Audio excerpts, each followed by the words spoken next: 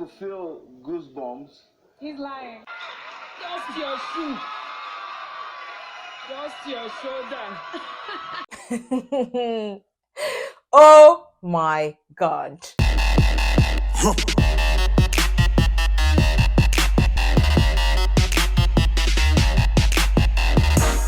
I think with every competition, the more you watch, the more you get interested and surprised. Today, you will get surprised. Hi guys, welcome to another episode of Lucy's Quick One, talking about the blind auditions on The Voice Nigeria Season 4. This is episode 3. Get ready to be shocked. Okay, so today started on a very light note with this interesting guy called Emmanuel Chen. He's half Taiwanese, half Nigerian. He comes to sing and, well, this was what the judges thought about him.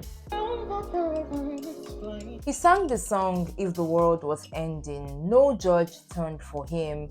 However, I would just say that I think he was a little bit unsure, but he also had potential, and even the judges were unsure, and that was why they didn't turn for him. However, I wish him all the best. Moving on to the next contestant for tonight, I think this is where you begin to adjust your seats because it's about to get very interesting. His name is BRYAN Jeremiah, and this was his rendition.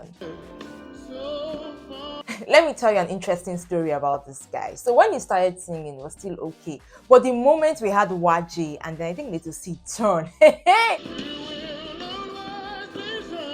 Baba increased the volume of his voice. It was like, oh, it's a show. I mean, like, he just had to increase the volume of his voice. And before we knew what was happening, all the judges turned for this guy. You know, last time I talked about the fact that we have Praise, who is like a show off. But tonight, for this episode, we have Praise and we have YG showing up. First of all, Praise comes and said, I have all it takes. I'm a producer, I'm this, I'm that. YG talked about her wealth of experience. Neola was like, After YG has said all the plenty things he has said, I'm just weak. I am the R&B princess. I can take you to where you do not think you can get to. And then Little C, our chilled uncle, you know now. I'm not into the business of too much English.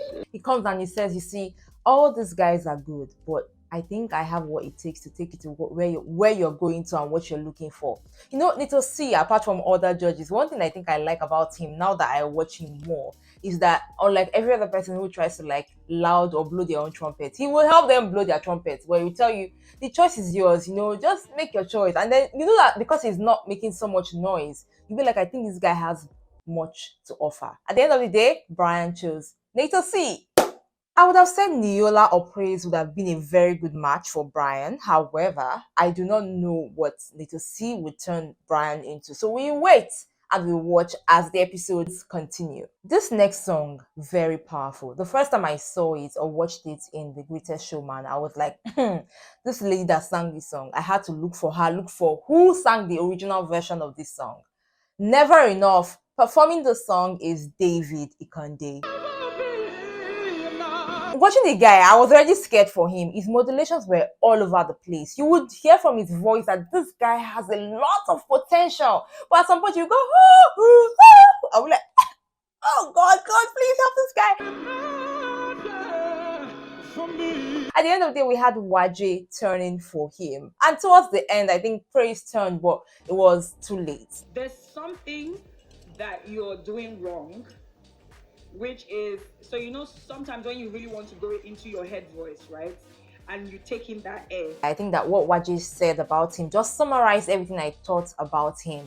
But however, as we're still talking, I don't know how he moved from The Voice to do you have a girlfriend who is sliding into your DM? I was like, wait, are we not still watching The Voice? And then they were like, do you have a girlfriend? I was just confused. However, the guy said he doesn't really have a girlfriend now. Like, he used to have one, but she was taken away by Boko Haram. I think I don't know the details, but that's what he mentioned. I used to have a girlfriend until I lost her to Boko Haram. So since then, I haven't had a girlfriend. And the moment he said that, the atmosphere just went calm. And then YG was like, see, aspire to perspire, it's going to get better and all of that. I can't wait to see what YG will do with this young man because I believe that he has potential because this guy dared to sing Never Enough. The next contestant for tonight is another person that shocked me. Husky, powerful and stylish. His name is Euphoric, singing Issues by Julia Michaels. So we had just praise turned for this guy. It's fine, it's okay, there's no problem. It's a very technical song, and I think you tried. I like the fact that he's so stylish. I even love that part where he goes like, woo! Hey! I mean, that's just beautiful. I can't wait to see what praise will do with this young man. The next contestant, her name already gives her away. TIMI, but she's also known as Fierce. Praise and Neola were the first to turn for her when she sang Who You Are by Jessie J, another girl that also dared to sing because that song is so powerful. And then we had Little C turn at the end. Then when it was time for the judges to speak, Praise was like, I have all the experience in the world. I was like, Praise, rest. One here has experience that I have to take you to where you want to go. I think his sweet mouth worked for him because she went for Praise. There was a time this particular video was trending on social media. It was a song done by two people, a guy and a girl, in pidgin, and it was talking about drug abuse and the effects of drug abuse. It went viral. Everybody was talking about it at that point in time. Ladies and gentlemen, I'm proud to tell you that the lady on that video is also in the competition for The Voice Nigeria Season 4. Her name is ADANNA, singing Love on the Brain by Rihanna.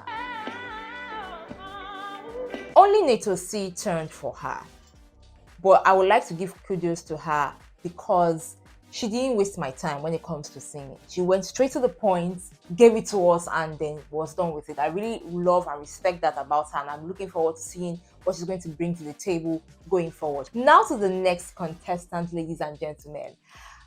This one pained me. It pained me. Her name is Tolulope. You know, when you sometimes, they still say it, do not judge a book by its cover. But when I saw this lady, her aura already had this sense of power. I could swear that all the judges returned for her. I mean, I was shocked that nobody turned for her. So look, I just have to tell you this. Just keep doing what you're doing. It's fine. It's okay. I swear. I'm telling you. I'm supposed to be in The Voice. Introducing, ladies and gentlemen, this young man. His name is Savio Mini, and he sang I Swear by All for One. Neola turned first and then Nato C. I like what the guy did when he was singing. He went tiny pitched. I was like, okay. You know, it's not all men that can sing with a tiny pitch or with a tiny voice. So if you have any man that can do that and they're sitting next to you as you're watching this, just say, hi, well done. Or if they're not next to you, you can actually send them a message and be like, I see you. Okay, because I know that my dad used to sing that way. So whenever I hear a man sing like that, I'm always like. Anyways, going back to the competition, Neola and Nato C said, come to my team. And this guy's choice even shocked the judges. Nato C. Oh, wow. He chose Nato C, and Nato C was like, oh, wow. Now to the next contestant. I may not be able to speak Yoruba very well, but you hear this phrase, Oruko eni, Mantele eni, something like that. Now, it's always good for you to name your child or give your child a good name because that name will follow that child for the longest. Now, this guy's name followed him to The Voice Nigeria. His name is Faith. He sang Ed Sheeran's Perfect. He had a lot of switches. He has definitely potential. But while this guy was singing, I was praying that at least somebody will turn for him. But the guy had faith. You see what I'm talking about? He had faith, and Waji turned for him. Ladies and gentlemen, I know gentlemen are watching, but ladies, come closer for this guy. His name is Gideon Adeshikpe. He sang Kiss Me by Ed Sheeran, and all the judges turned for him. I mean, why would they not turn? I am not a professional coach, neither am I a judge. But if a man should give me that kind of song, you know, sing for me that way, it's over. It's over. We had all the judges, you know, pitch their tent and say, Gideon, choose me. But, you know, I always say how Neola sometimes is always the first to turn most of the time when it comes to a contestant that she's interested in. It paid off this time because he chose Neola because she was the first to turn, which automatically translates in his head that she was the first to believe in him. I can't wait to see what Neola is going to do with this young man. In fact, Neola is good. She's really good.